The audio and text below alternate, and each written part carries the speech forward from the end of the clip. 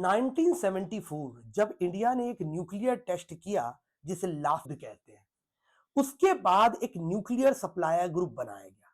ये 48 कंट्री की ग्रुपिंग थी, जिसका कहना था कि हम कोई भी न्यूक्लियर एनर्जी, न्यूक्लियर इक्विपमेंट और nuclear technology non NSG members को नहीं देंगे। ये ग्रुप बनवाया गया था यूएसए द्वारा, और इवन चाइना भी इस एनएसजी का पार्टिसिपेंट था। बात तब चेंज हुई जब 2008 में Indo US nuclear deal sign हुई, और ये डील साइन होते हुए सबसे ज्यादा कान खड़े हुए चाइना के।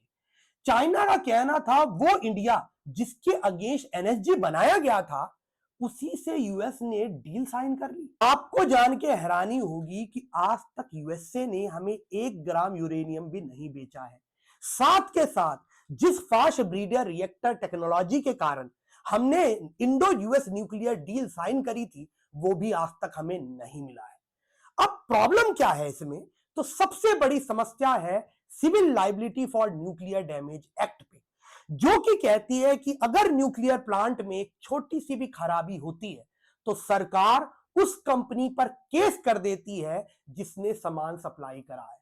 अब सोचिए, अमेरिका की एक कंपनी जिससे हमने 10 लाख का सामान लिया है, सरकार उस पर 1,000 करोड़ तक की लाइबिलिटी भी लगा सकती है। इसी वजह से दुनिया की बहुत बड़ी बड़ी कंपनियों ने भारत से दूरी बना ली, और इतने सालों में भारत के न्यूक्लियर पावर प्लांट में कोई मेजर डेवलपमेंट नहीं हुआ।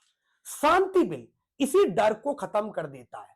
अब लाइबिलिटी, जो जिम्मेदारी है, वो इंटरनेशनल स्टैंडर्ड के हिसाब से बनाई जाएगी। पहले ही कॉन्ट्रैक्ट में तय होगा कि कितनी लाइबिलिटी किसी भी कंपनी की बन सकती है। बिग कॉन्ट्रैक्टर, बिग सप्लायर को स्मॉल सप्लायर से डिफरेंशिएट किया जाएगा। अब ये बिल लाया क्यों गया है? भारत चाहता है कि स्मॉल न्यूक्लियर रिएक्टर बनाना। ये छोटे और सुरक्षित रिएक्टर होते हैं, और इनकी फैक्ट्री कहीं भी ले जाई जा सकती है। भारत चाहता है कि जिस तरीके से हम आज मोबाइल और कार एक्सपोर्ट कर रहे हैं, भविष्य में हम न्यूक्लियर टेक्नोलॉजी भी एक्सपोर्ट कर सके। और पॉइंट टू बी नोटेड, ये इलेक्ट्रिसिटी वाली न्यूक्लियर टेक्नोलॉजी है।